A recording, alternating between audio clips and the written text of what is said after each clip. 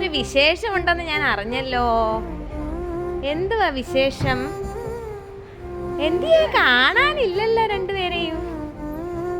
എന്തിയേ? എന്താ വിശേഷം? മക്കളുടെ കയ്യിൽ ഒന്നുമില്ലയോ?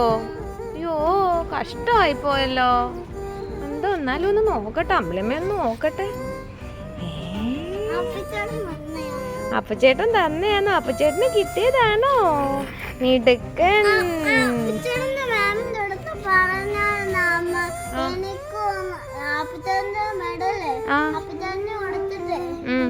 മോനിട്ട് തരണേന്ന് പറഞ്ഞ് പറഞ്ഞായിരുന്നു. അജുക്കൂട്ടനൊന്ന് കൊടുക്കണേന്ന് പറഞ്ഞായിരുന്നമ്മ. അല്ലേ അപ്പച്ചേട്ടാ? അപ്പച്ചി പറഞ്ഞില്ലായിരുന്നോ? നല്ല മോൻ.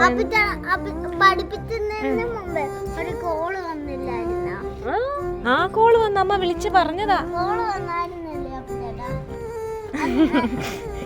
അല്ലേ അപ്പച്ചേട്ടാ? ഇന്നലെ നമ്മൾ പ്ലാൻ ചെയ്തല്ലേ അപ്പച്ചേട്ടാ? അതാണ് അപ്പച്ചേട്ടൻ. അല്ലേ അപ്പച്ചേട്ടാ? ഏട്ടാ ഇറങ്ങി വാ മിടുക്കൻ. ഇങ്ങോട്ട് വായോ. അത് സാരമില്ല. പിന്നല്ല,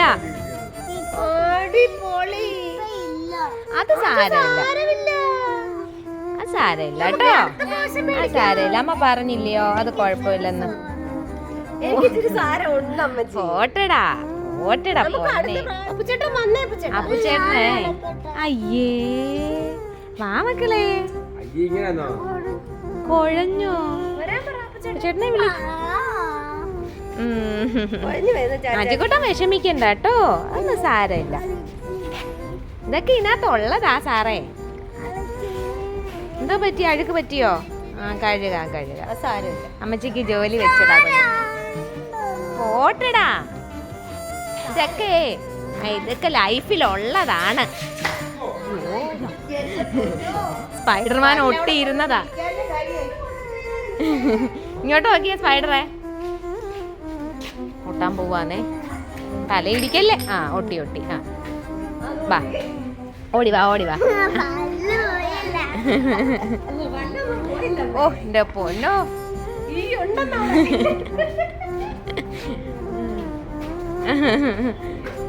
ഉണ്ടോ?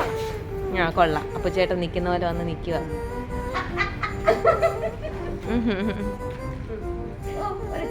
അതെ, വിജയവും പരാജയവും ഒക്കെ നമ്മുടെ ജീവിതത്തിൽ ഉണ്ടാവും. അപ്പൊ വിഷമിക്കരുത്. അമ്മച്ചി ഇന്നലെ പറഞ്ഞില്ലയോ? ഇതൊക്കെ ഒരു പാർട്ടാ കേട്ടോ.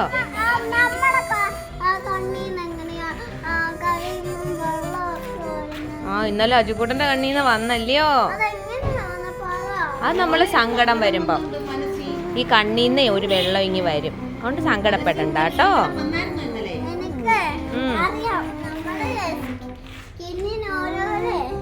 ജോലിയുണ്ട്.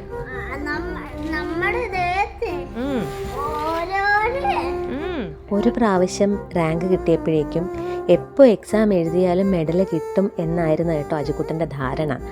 ജീവിതത്തിൽ എപ്പോഴും വിജയം മാത്രം കിട്ടുമ്പോൾ അപ്രതീക്ഷിതമായിട്ടൊരു പരാജയം സംഭവിച്ചാൽ ചിലപ്പോൾ അത് ഉൾക്കൊള്ളാൻ പറ്റിയെന്ന് വരില്ല. നമ്മൾ മക്കൾക്ക് വിജയവും പരാജയവും ഒക്കെ പറഞ്ഞു കൊടുക്കണം. പരാജയപ്പെട്ടാലും അതൊരു പ്രശ്നമല്ല എന്ന് കുഞ്ഞുങ്ങൾക്ക് മനസ്സിലാക്കി കൊടുക്കണം എന്നാണ് കേട്ടോ എൻ്റെ അഭിപ്രായം. ജീവിതത്തിൽ എന്തൊക്കെയാണ് സംഭവിക്കുന്നതെന്ന് നമുക്കറിയില്ലല്ലോ. അപ്പോൾ ഒരു പരാജയം സംഭവിച്ചാലും തളർന്നു പോകരുത്.